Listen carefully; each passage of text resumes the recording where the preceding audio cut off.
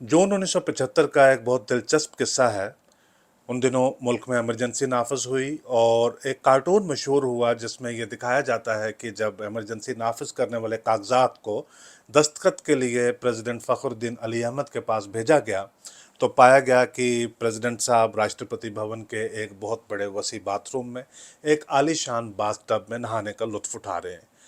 अब या तो वो शख्स जो कागजात लेकर गए थे उन्होंने प्रेसिडेंट साहब को मौका नहीं दिया, या प्रेसिडेंट साहब ने इनकी ज़रूरत नहीं समझी कि वो कपड़े बदलें, बाहर आएँ, कागजात का मुताला करें और अपने ज़मीर से भी ये पूछ लें कि जो आइन का हल्फ उन्होंने उठा रखा है वो ऐसे मौक़ों के लिए उनको क्या हिदायत देता है। यानी जिन कागजात के ऊपर अब वो दस्तखत करने के लिए जा रहे थे उन्होंने अब कानून की शक्ल अख्तियार कर लेनी थी, और वो कानून क्या मुल्क और मुल्क के अवाम के मुफाद में था या फिर सिर्फ उस पॉलिटिकल पार्टी और उस लीडर के मुफाद में था जिन्होंने ये मुमकिन बनाया कि आप इतने आलीशान महल में, राष्ट्रपति भवन में आप ज़िंदगी का लुत्फ़ उठा सकें। लिहाजा उन्होंने कागजात के ऊपर दस्तखत कर दिए। मेरा नाम ज़फ़र चौधरी है। हम कई सूरतों में पहले मिल चुके हैं, बात कर चुके हैं, रूबरू हो चुके हैं, लेकिन अब की बार मैं एक बड़ी ख़ास और बहुत दिलचस्प सीरीज़ आपके सामने लेकर आ रहा हूँ जो जम्मू कश्मीर के सियासी सफ़र के ऊपर गौर डालती है। 1947-48 से लेकर मुकम्मल आज तक के सियासत के ऊपर बात करती है, लेकिन इस सियासी सफ़र में राजभवन हमारा महवर रहता है। वो क्यों, उसके बारे में भी मैं इसी आज पहले एपिसोड में वजाहत कर दूंगा।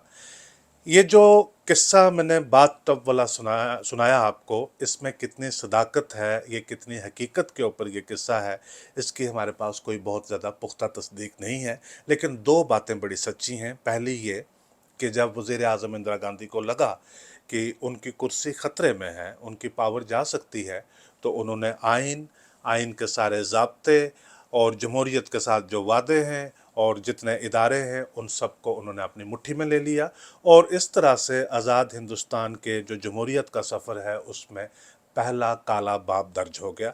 जब मैं कहता हूँ कि पहला काला बाब दर्ज हो गया, यकीनन उसके बाद भी थोड़े थोड़े करके काले बाब ज़रूर दर्ज होते गए। दूसरी हकीकत यह है कि ये कार्टून फिलवाक़या अबू अब्राहम नाम के कार्टूनिस्ट ने खींचा था और इंडियन एक्सप्रेस अखबार में ये शाया हुआ था। अब बात को आगे बढ़ाते हैं। प्रेसिडेंट ऑफ इंडिया हमें अपना आइन बताता है कि इस मुल्क के हाईएस्ट कॉन्स्टिट्यूशनल अथॉरिटी होते हैं। जुडिशरी है, एग्जीक्यूटिव है, लेजिस्लेचर है, लेकिन जो सबसे सुप्रीम अथॉरिटी है वो प्रेसिडेंट ऑफ इंडिया है। कोई भी कानून तब तक कानून नहीं बन सकता चाहे वो पार्लियामेंट से पास होकर आए, जब तक प्रेसिडेंट के दस्तखत उनके ऊपर नहीं हो जाते। प्रेसिडेंट अक्सर पॉलिटिकल बैकग्राउंड से, एक आध जो एक्सेप्शन है उनको छोड़ के, प्रेसिडेंट पॉलिटिकल बैकग्राउंड से आते हैं, सियासी जमातों के साथ उनका ताल्लुक़ रहता है। लेकिन जब वो हल्फ उठा लेते हैं और सदर हिंद बन जाते हैं, राष्ट्रपति भवन में चले जाते हैं, तब वो पूरे हिंदुस्तान के प्रेसिडेंट होते हैं, किसी पॉलिटिकल पार्टी के नहीं होते। अपोजिशन के भी वही होते हैं, आम शहरी के प्रेसिडेंट, आम शहरी की उम्मीद भी वही होते हैं।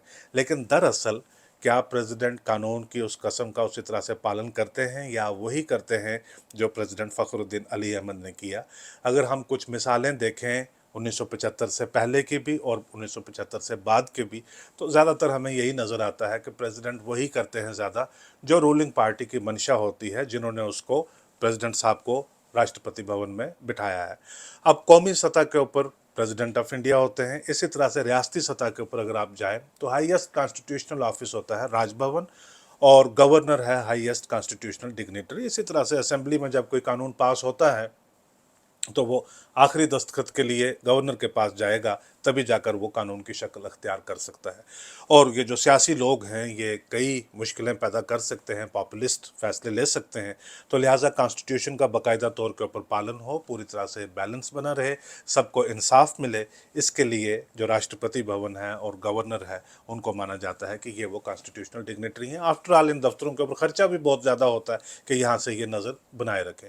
तो गवर्नर हजरात क्या करते हैं? प्रेसिडेंट्स का तो आपने देख लिया, तो गवर्नर का आप अंदाज़ा लगा सकते हैं कि वो क्या क्या करते होंगे, ख़ास करके जब मरकज़ में पार्टी किसी और जमात की हो और रियासतों में पार्टी किसी और जमात की, जो गवर्नमेंट है किसी दूसरी जमात की पार्टी की हो, तब जाकर आप तमाशा जो है वो पूरी तरह से देख सकते हैं। मध्य प्रदेश के गवर्नर कौन हैं, गुजरात के कौन हैं, या उत्तर प्रदेश के कौन हैं, आप गूगल करेंगे तो तभी आपको याद आएगा। लेकिन महाराष्ट्र के गवर्नर, जहाँ पे जो सेंटर में रूलिंग पार्टी है उन्हीं की पार्टी वहाँ पे नहीं थी, अब आई है वो वापस। या केरला के गवर्नर, या तेलंगाना के गवर्नर या वेस्ट बंगाल के गवर्नर, वो अक्सर खबर में रहते हैं, क्योंकि इन रियासतों में जो केरला और तेलंगाना, तमिलनाडु और वेस्ट बंगाल, इन रियासतों में जो गवर्नमेंट है वो उस पार्टी की नहीं है जो सेंटर में, तो लिहाजा वो फ्रिक्शन जो है वो बहुत ज़्यादा चलती रहती है।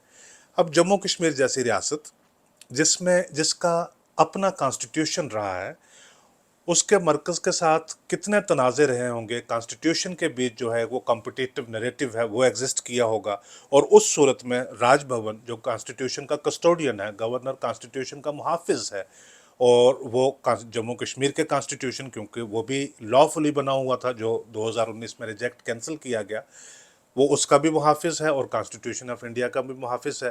तो आप अंदाज़ा लगाइए कि राजभवन में यहाँ पे क्या क्या कहानियाँ, क्या क्या किस्से यहाँ पे हुए होंगे। ये जो बात तब वाला किस्सा है प्रेसिडेंट फ़खरुद्दीन अली अहमद का, ये मुझे भी नहीं था पता। ये बड़ा दिलचस्प किस्सा मुझे पता चला, इसका एक बड़ी दिलचस्प, बहुत इंटरेस्टिंग और बहुत सिग्निफिकेंट कॉन्स्टिट्यूशनल डिबेट जो है, पार्लियामेंट्री डिबेट है, वो चल रही थी, उसके दौरान मुझे इसका पता चला। आपको याद होगा अगस्त 5 और 6 2019 को, जब मरकज़ और रियासत के तल्लुकात में एक सबसे बड़ा फेज़ आया कि आप उन 65 साल से 68 साल से काफ़ी देर से आप इस बात के ऊपर बात कर रहे थे कि आर्टिकल 370 जम्मू कश्मीर का स्पेशल स्टेटस रहे या ना रहे, और आखिर वो 2019 5 अगस्त 6 अगस्त को जो है उस पर एक बड़ा फैसला हुआ, सियासी फैसला था, वो हो गया। उस दौरान पार्लियामेंट के दोनों ऐवानों में, लोकसभा में भी और राज्यसभा में भी, इसके ऊपर जम के डिबेट हुई। लगभग जितनी पॉलिटिकल पार्टीज़ दोनों ऐवानों में उनकी रिप्रेजेंटेशन है, उनके ज़्यादातर जो अक्सरियत में जो मेंबरान हैं, उन्होंने इसके ऊपर तकरीर की। आप दोनों दिनों की तकरीरें सुन लें, लगभग कुल तकरीरें मिला के कुछ 26-27 घंटे की बनती हैं। आखिर में मतलब क्या उसमें से लेसन हासिल होता है, आपको कुछ समझ नहीं आती कि जो सेंटर स्टेट रिलेशन के डायनमिक में कोई चीज़ इमर्ज होकर आती है, कुछ पता नहीं है। यानी जो रूलिंग पार्टी वाले हैं वो तो कहते हैं कि देखिए हमारे आबाओ अजदाद ने ये वादा किया था कि आर्टिकल 370 एक दिन हटेगा, तो हमने हटा दिया, उनके लिए बड़ी खुशी की बात थी। अपोजिशन वाले बहुत परेशान थे, उनको समझ नहीं आ रही थी कि हमारा रिएक्शन आज के दिन कैसा होना चाहिए। अगर हम ये कहें कि आपने बहुत अच्छा किया है आर्टिकल 370 को हटा के, तो ऐसा लगेगा कि हम जैसे बीजेपी की एक स्टेपनी है, एक साइड किक है, हमारा अपना कोई सियासी वजूद एग्जिस्ट नहीं करता है। लेकिन अगर हम इसको क्रिटिसाइज़ करें इस फैसले को, तो पता नहीं हमारी कॉन्स्टिट्यूंसीज़ में लोग जो हैं वो इसको किस तरह से वो ले लेंगे, क्योंकि टेलीविज़न के ज़रिए, अखबारात के ज़रिए, सोशल मीडिया के ज़रिए मुल्क भर में जो माहौल है वो काफ़ी अच्छा खासा बन गया हुआ था कि अब पूरा हिंदुस्तान चाहता है, अब ये सवाल बीजेपी का नहीं है, अब पूरा हिंदुस्तान चाहता है कि आर्टिकल 370 हटना चाहिए। तो कुल मिला के जो एक सबसे बड़ा सवाल कोई कर सकता था अपोजिशन से, वो ये आया कि देखिए आपने कानून का ज़ाब्ता जो है उसका पालन नहीं किया, आपने जो आइनी दस्तूर हैं वो नहीं आपने फॉलो किया, आपकी जो कॉन्स्टिट्यूशनल प्रॉपर्टी है उसको आपने वायलेट किया, प्रोसीजर्स आपने अच्छी तरह से अडॉप्ट नहीं किए। तो यहाँ से जवाब आया गवर्नमेंट की तरफ से। रविशंकर प्रसाद से, बीजेपी के सीनियर लीडर और उस वक्त कम्युनिकेशंस के मिनिस्टर हुआ करते थे, उन्होंने कहा कि वो लोग हमें कानून और ज़ाब्ता का पाठ ना पढ़ाएं जिन्होंने सदर हिंद को ये फुर्सत भी नहीं दी कि वो बात तब से निकलकर तौलिया इस्तेमाल करे और वो कागजात के ऊपर दस्तखत करे। उन्होंने तो बात तब से ही दस्तखत कर दिया था। तब जाके मुझे याद आया कि ये तो कोई बहुत बड़ा किस्सा था, लेकिन जैसे मैंने पहले ही बताया कि इसमें हकीकत कितनी है इसका नहीं पता, लेकिन कार्टून ये चीज़ जो है, एक उसका जो तस्वर है कार्टूनिस्ट का, वो इस तरह से इसको दिखाता है। लेकिन राष्ट्रपति भवन के जो बाकी लोग हैं उन्होंने बाद में इस बात की तस्दीक ज़रूर की कि दस्तखत करने के बाद प्रेसिडेंट साहब ट्रैंक्विलाइज़र लेकर वो नींद की गोलियां खाकर जो है वो सो गए थे। उससे मुझे एक और बात जो है, बड़ी एक दिलचस्प बात याद आती है, क्योंकि ये कॉन्स्टिट्यूशनल तरीक़ाकार है कि ये जो 5 और 6 अगस्त 2019 को सारा हुआ कि सेंटर स्टेट रिलेशंस में एक सबसे बड़ा बदलाव, सबसे बड़ी तब्दीली आई, और एक पॉलिटिकल अथॉरिटी के साथ, एक ऑफ कोर्स एक कॉन्स्टिट्यूशनल प्रोसेस के साथ आई, एक पार्लियामेंट्री प्रोसेस के साथ आई। लेकिन एग्जैक्टली जो है उसका सीक्वेंस क्या था, यानी उसका अगर आप देखें कि टेक्निकली स्टेप, बड़ी बात यह कि वो सियासी फैसला था, बीजेपी के पास अथॉरिटी थी, उन्होंने कर दिया, लेकिन उसका एग्जैक्ट कानूनी सीक्वेंस क्या था, स्टेप ए क्या था, स्टेप बी क्या था, स्टेप सी क्या था, और टेक्निकली जो है उसको एकम्प्लिश कैसे किया गया, किया तो बड़े सर्जिकल तरीके के साथ था। मैं किसी एक वकील के साथ, सुप्रीम कोर्ट के लॉयर हैं, उनके साथ बात कर रहा था। मैंने कहा आपका क्या ख्याल है, तो वो कहते कि यार यकीन मानो कि बड़े बड़े वकील और यहाँ तक जो जजेस हैं वो भी कंफ्यूज हो जाते हैं कि एग्जैक्टली क्या हुआ था। क्या ये पार्लियामेंट के फैसले के साथ हुआ, या प्रेसिडेंट के एक प्रेसिडेंशियल ऑर्डिनेंस के साथ हुआ, या एग्जीक्यूटिव फैसला था, यानी ये सेंट्रल कैबिनेट ने, यूनियन कैबिनेट ने फैसला किया, किस तरह से ये फैसला हुआ।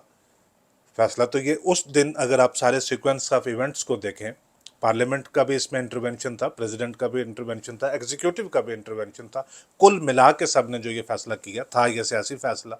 लेकिन अगर सीक्वेंस ऑफ इवेंट में देखें तो आर्टिकल 370 में कोई भी तरमीम करने के लिए जम्मू कश्मीर की गवर्नमेंट से, जम्मू कश्मीर की लेजिस्लेचर से जो है एक रिकमेंडेशन जानी बहुत ज़रूरी थी। ये कॉन्स्टिट्यूंट असेंबली जो जम्मू कश्मीर की थी, उसने इस बात के ऊपर फैसला किए बिना कि आर्टिकल 370 का फ्यूचर क्या होगा, वो कॉन्स्टिट्यूंट असेंबली की मुद्दत ख़त्म हो गई और उसको जो उसका जो सक्सेसिव इंस्टीट्यूशन है वो बन गया लेजिस्लेटिव असेंबली। अब उस दिन यानी अगस्त 2019 को लेजिस्लेटिव असेंबली तो मौजूद नहीं थी और गवर्नमेंट भी नहीं थी, लेकिन गवर्नमेंट की और लेजिस्लेटिव असेंबली की सारी पावर जो थी वो गवर्नर में थी। गवर्नर के पास ये अख्तियारात थे कि वो लेजिस्लेचर के बिहाफ के ऊपर भी और गवर्नमेंट के यानी पॉलिटिकल एग्जीक्यूटिव के बिहाफ के ऊपर भी कोई फैसला ले सकते थे। अब गवर्नर उस दिन थे सतपाल मलिक। आप उनको बहुत अच्छे तरीके से जानते हैं। वैसे तो वो 4 रियासतों के गवर्नर हो गुजरे, लेकिन वो मशहूर हुए अपने उन 14 महीनों की वजह से जो उन्होंने जम्मू कश्मीर में लगाए।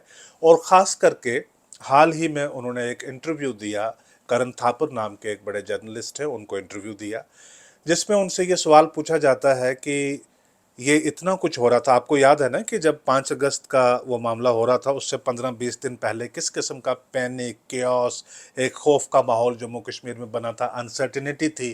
पूरा मुल्क बल्कि आधी दुनिया इन्वॉल्व हो चुकी हुई थी। लोग देख रहे थे कि पता लगाइए कि जम्मू कश्मीर में क्या होने वाला है, इतनी सनसनी वहाँ पे क्यों बनी हुई है, लेकिन किसी को कोई पता नहीं था।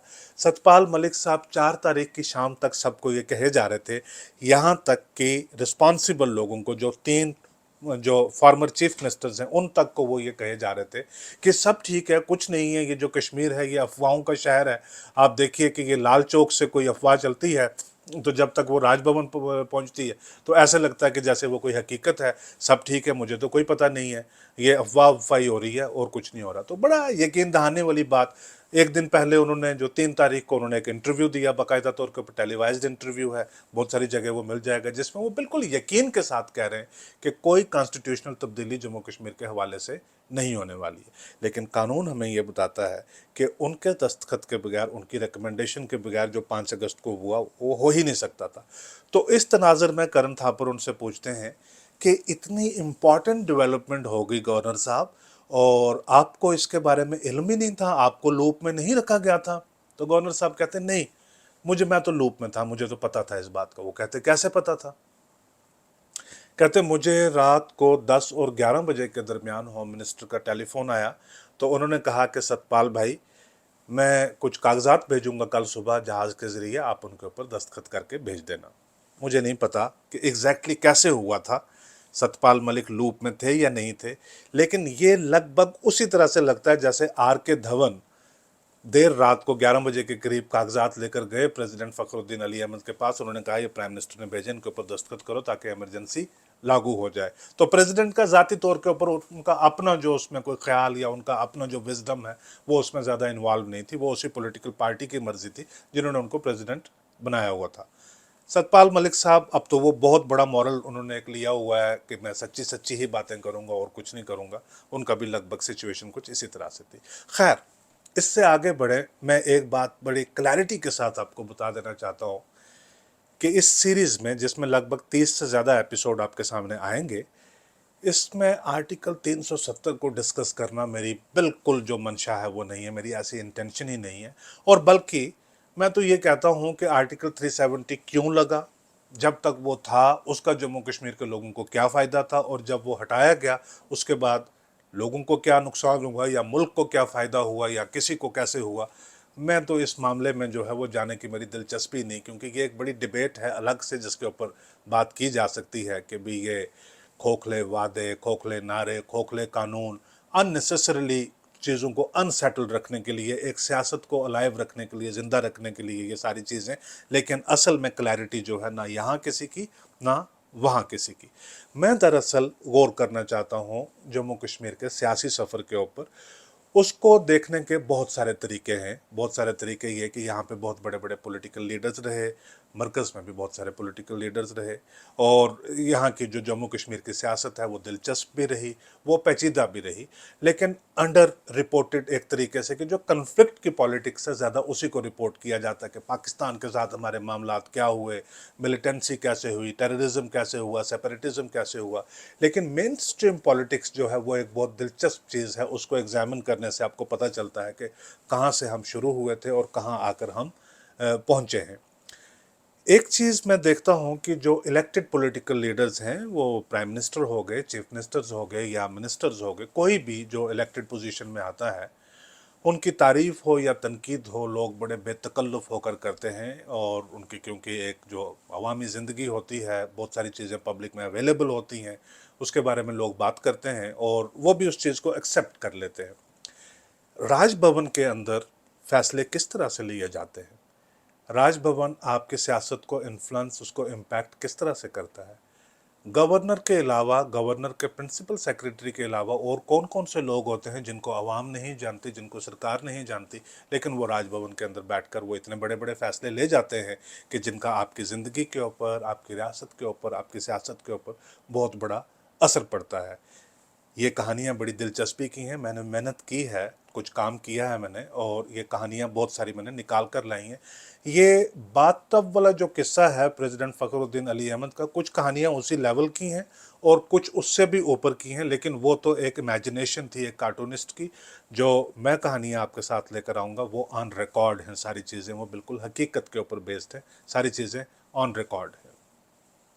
लेकिन इससे पहले कि हम क्यों राजभवन के बारे में बात करें, एक तो वो जो अनटोल्ड स्टोरीज हैं, वो कहानियाँ जिनके बारे में किसी को कुछ पता नहीं है लेकिन पता होना चाहिए, एक तो वो कहानियाँ आपके सामने आएंगी, आपको सियासी दिलचस्पी लगेगी उसमें। और दूसरा ये सबसे इम्पॉर्टेंट बात है कि जो मरकज़ और रियासत के दरमियान एक इवॉल्विंग रिलेशनशिप है, एक इवॉल्विंग रिश्ता है, उसके डायनेमिक्स का इस सारी सीरीज़ के थ्रू हमें मालूम पड़ेगा, हमें पता चलेगा कि रिश्ता इवॉल्व किस तरह से हुआ, क्योंकि हालात तब बड़े मुख्तलिफ थे। जिस तरह से बताया जाता था कि आने वाला जो वक्त है वो इस तरह से होगा, फिर उसमें बड़ी तब्दीलियां हुई, फिर ऐसी ऐसी चीज़ें होगी जिनके बारे में आज बैठकर लोग बात करते हैं कि तब ये वादा था, फिर ये हुआ, वो कहते हैं आपने वफा नहीं की, ये कहते हैं आपने वफा नहीं की। तो पीछे नज़र घुमा के हम देखते हैं कि हम जो आम लोग हैं, आम शहरी हैं, हम कहाँ पे स्टैंड करते थे उसमें, जब हमारे इर्द गिर्द इतनी सारी सियासत हो रही थी। इससे पहले कि हम दूसरे एपिसोड में जाकर ये मालूम करें कि राजभवन में दरअसल था कौन, ज़्यादातर सियासी अख्तियारात जो जम्मू कश्मीर के, वो इन 70 सालों में किसके पास रहे थे, या 76 साल हो गए इसमें वो किसके पास रहे थे, उससे पहले एक बड़ी ज़रूरी चीज़ है कि हम ये तो एग्ज़ामिन कर लें कि जम्मू कश्मीर का राजभवन जो है वो तश्कील हुआ कैसे, उसकी शेप, उसकी शक्ल, उसकी सूरत कैसे अख्तियार हुई। बाकी मुल्क में तो 1955-56 के बाद जब पहली रीऑर्गेनाइजेशन हुई, रियासतों ने शक्ल अख्तियार की, तो तब राजभवन नाम का इंस्टीट्यूशन बाकायदा तौर के ऊपर इस्टेब्लिश हो गया, गवर्नर्स की अपॉइंटमेंट होने लगी और एक सेंटर स्टेट रिलेशन का एक बिल्कुल हमवार सा तरीकाकार जो है, एक स्टैंडर्ड रिलेशनशिप का एक जो तरीका है वो पूरे मुल्क में इमर्ज हो गया। हर रियासत का मरकज़ के साथ वैसा ही रिश्ता है जैसे दूसरी रियासत का है, गवर्नर भी हर रियासत में वैसे ही रिप्रेजेंटेटिव है जैसे दूसरी रियासत में मरकज़ का रिप्रेजेंटेटिव है। लेकिन जम्मू कश्मीर की जो कहानी है वो बिल्कुल मुख्तलिफ है। यहाँ पे कहानी शुरू हुई थी महाराजा से और अब आकर रुकी हुई है लेफ्टिनेंट गवर्नर से। अगर आप कहें कि ये कहानी यहीं पे रुकी रहेगी तो ऐसा भी नहीं है, ये बदलेगी, यहाँ से भी आगे बदलेगी। लेकिन ये दिलचस्पी है कि ये महाराजा से शुरू हुई थी, इसके बड़े फेजेस थे। जब 1947 में जम्मू कश्मीर का इल्हाक हुआ, एक्सेशन हुआ यूनियन ऑफ इंडिया के साथ, तो उसके कुछ दिन के बाद शेख मोहम्मद अब्दुल्ला को इमरजेंसी एडमिनिस्ट्रेशन का हेड अपॉइंट किया गया। उस वक्त बाकायदा तौर के ऊपर एक कॉन्स्टिट्यूशन जम्मू कश्मीर में एग्जिस्ट करता था, वो महाराजा हरी सिंह का ही कॉन्स्टिट्यूशन था, तो लिहाजा टेक्निकली उसी रोज़ से महाराजा हरी सिंह रियासत के बन जाते हैं पहले कॉन्स्टिट्यूशनल हेड। और वहाँ से जो उनका पैलेस है वो अपने सफ़र पे निकल पड़ता है, जो बाद में जाकर बनता है राजभवन। अब 1948 के मार्च के महीने में शेख अब्दुल्ला को बनाया जाता है, अपॉइंट किया जाता है बाकायदा तौर के ऊपर प्राइम मिनिस्टर, और साथ में उनकी एक कैबिनेट भी होती है। अब जब वो प्राइम मिनिस्टर होते हैं तो वो महाराजा हरि सिंह के ऑर्डर्स के साथ प्रेसिडेंट होते हैं, क्योंकि प्राइम मिनिस्टर बनते हैं, क्योंकि कोई भी मुल्क के हमारे प्राइम मिनिस्टर बने या किसी रियासत के चीफ मिनिस्टर बने, उसका तरीकाकार वो कैसे होंगे, कैसे बनाया जाएगा, क्या होगा, वो कॉन्स्टिट्यूशन प्रोवाइड करता है। अब जम्मू कश्मीर का कॉन्स्टिट्यूशन उस वक्त नहीं था, तो जो महाराजा का जो बाद में कॉन्स्टिट्यूशन बना, जो महाराजा का कॉन्स्टिट्यूशन है वो इन वोग था, वो इन प्रैक्टिस था। तो महाराजा के कॉन्स्टिट्यूशनल जो प्रोविजंस हैं उन्हीं के तहत ही शेख अब्दुल्ला बने प्राइम मिनिस्टर। तो लिहाजा महाराजा हरि सिंह की जो पोजीशन है as constitutional head of Jammu and Kashmir वो और निखर कर सामने आई। और अब ये जो है एक इम्पॉर्टेंट एक और पड़ाव उनके पैलेस में बना, जो उनको राजभवन यानी उनको कॉन्स्टिट्यूशनली यूनियन ऑफ इंडिया के साथ भी इंटीग्रेट करता था। 1948 का साल इसी तरह से चलता रहा। 1949 में कुछ पॉलिटिकल डेवलपमेंट्स इस तरह से हुई जिनके चलते महाराजा को जम्मू कश्मीर छोड़कर जाना पड़ा। इस सीरीज़ में उसके बारे में तफसील में बात हो जाएगी। महाराजा को जम्मू कश्मीर छोड़कर जाना पड़ा और उनकी एब्सेंस में उनके बेटे अब जो बालग हो चुके थे करण सिंह, उनको अपॉइंट कर दिया गया रीजेंट। महाराजा ने ही खुद अपनी कॉन्स्टिट्यूशनल अथॉरिटी को एक्सरसाइज करते हुए एक डिक्री के ज़रिए उनको रीजेंट अपॉइंट कर दिया गया। यानी कहने का मतलब कि कॉन्स्टिट्यूशनल अथॉरिटी जो है वो अभी भी, जो कॉन्स्टिट्यूशनल हेड जम्मू कश्मीर के, वो अभी भी 1952 तक महाराजा हरि सिंह ही रहेंगे, लेकिन उनके बिहाफ के ऊपर उनकी जो रिस्पॉन्सिबिलिटीज़ हैं उनका डिस्चार्ज करेंगे करण सिंह, जो उस वक्त 1949 में 18 साल के हो चुके थे। अब 1952 तक डॉक्टर करण सिंह रहते हैं। जो डॉक्टर तो वो बहुत बाद बने, 1961-62 में जाकर डॉक्टर बने। 1952 में एक बड़ी इम्पॉर्टेंट डेवलपमेंट होती है, वो ये है कि कॉन्स्टिट्यूंट असेंबली जम्मू कश्मीर की बैठी हुई है। जून 1952 में वो जाकर फैसला लेती है कि जो डोगरा हेरिडिटरी रूल है, यानी जो डोगरा रूल है, उसको एबॉलिश कर दिया जाए। ये बहुत गलतफहमी है कि जो डोगरा रूल, जो डोगरा रियासत 1946 में बनी, 1947 में ख़त्म होगी कि पावर फिर जो डेमोक्रेटिक इंस्टीट्यूशंस को ट्रांसफ़र हुई, ये बात नहीं है। ये जो डोगरा अथॉरिटी है ये 101 साल नहीं बल्कि ये 106 साल चली, क्योंकि किसी के अपॉइंट, शेख अब्दुल्ला जब अपॉइंट हुए तो जो ट्रांसफ़र ऑफ पावर नहीं होगी, डोगरा स्टेट फिर भी एग्जिस्ट करती रही। डोगरा स्टेट के जो आखिरी महाराजा हैं उनका कॉन्स्टिट्यूशन फिर भी एप्लीकेशन में रहा और वही हेड ऑफ द स्टेट थे। ये जून 1952 में जाकर हुआ कि जब जो constituent assembly of Jammu Kashmir है उसने ये कानून पास किया कि हम डोगरा हेरिडेटरी रूल को हम एबॉलिश करते हैं। अब ये कॉन्स्टिट्यूशनल रास्ते के ऊपर ये स्टेट जो है ये चल पड़ी है। और उसके चलते असेंबली ने यह भी कानून पास किया कि जैसे बाकी रियासतों में गवर्नर होते हैं और यहाँ अभी तक महाराजा रहा करते थे, अब क्योंकि हेरिडेटरी रूल जो है वो हमने एबॉलिश कर दिया है, तो हेड ऑफ द स्टेट कौन हुआ करेगा। तो कॉन्स्टिट्यूंट असेंबली ने ये कानून पास किया कि हमारे यहाँ हेड ऑफ द स्टेट हुआ करेगा सदर रियासत। तो सदर रियासत का साथ में उन्होंने ये भी फैसला किया कि सदर रियासत जो है वो इलेक्टेड होगा, उसको प्रेसिडेंट ऑफ इंडिया या गवर्नमेंट ऑफ इंडिया अपॉइंट नहीं करेंगे, उसको जो असेंबली होगी, जम्मू कश्मीर की असेंबली होगी, वही अपॉइंट किया करेगी। तो लिहाजा इसके चलते नवंबर 1952 में करण सिंह बन गए जम्मू कश्मीर के सदर रियासत। हालांकि जो कॉन्स्टिट्यूंट असेंबली है ये फैसला भी ले सकती थी कि किसी और को भी सदर रियासत बनाया जा सके, और उन्होंने एक डोगरा को ही क्यों बनाया, जो उसी रियासत के डोगरा हेरिडिटरी रियासत के चश्मो चिराग थे, उसी को ही क्यों सदर रियासत बनाया, ये भी एक्सप्लेन करती है जम्मू कश्मीर की बहुत ही कम्प्लेक्स और बहुत कॉम्प्लिकेटेड पॉलिटिक्स को। क्योंकि जम्मू सूबा और कश्मीर के बीच तनाज़ात जो हैं वो राइट 1947 से ही हो चुके थे, और जो जम्मू के पर्सपेक्टिव को बाकी मुल्क के लोग थोड़े वो ज़्यादा अप्रिशिएट करते थे। लिहाजा जो जम्मू का डोगरा सेंटिमेंट है उसको अकोमोडेटेड रखने के लिए ये फैसला लिया गया कि जो Dogra authority, Dogra hereditary authority का ही आखिरी चश्मो चिराग है, उसी को ही बनाया जाए सदर रियासत। अब महाराजा हरि सिंह को जम्मू कश्मीर में आने की इजाज़त रही थी, ये बात हम बाद में करेंगे। तो 1952 में बन गए वो सदर रियासत। इस पोजीशन के ऊपर वो कंटिन्यू रहे 1965 तक। 1965 में ठीक एग्जैक्टली 5 अगस्त 2019 जैसा ही एक अमल अख्तियार में लाया गया, जिसके ज़रिए सदर रियासत और वज़ीर आज़म, जो बड़ी पोजीशन जम्मू कश्मीर में होती थी, उनका सिर्फ नॉमेनक्लेचर ही नहीं बल्कि उनका जो अपॉइंटमेंट का प्रोसीजर है उसको भी तब्दील करके सदर रियासत को गवर्नर, जैसे बाकी रियासतों में होता है, और वज़ीर आज़म यानी प्राइम मिनिस्टर उसको चीफ मिनिस्टर, जैसे बाकी रियासतों में होता है, ऐसे करके बनाया गया।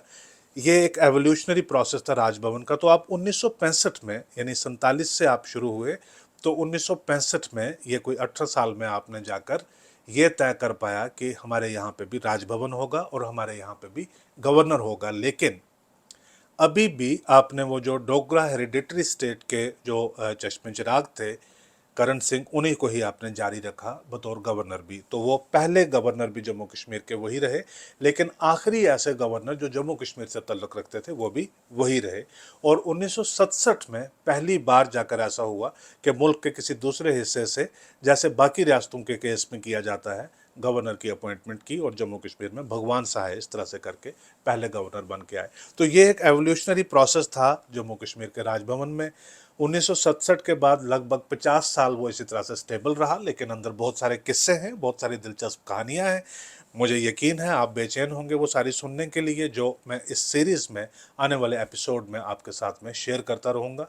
इसमें बहुत सारे ऐसे लोग हैं जिनके पास मुझसे भी ज़्यादा जिनके पास जानकारी है, जिनके पास एनालिसिस है, तजर्बा है, तज्ज़िया है।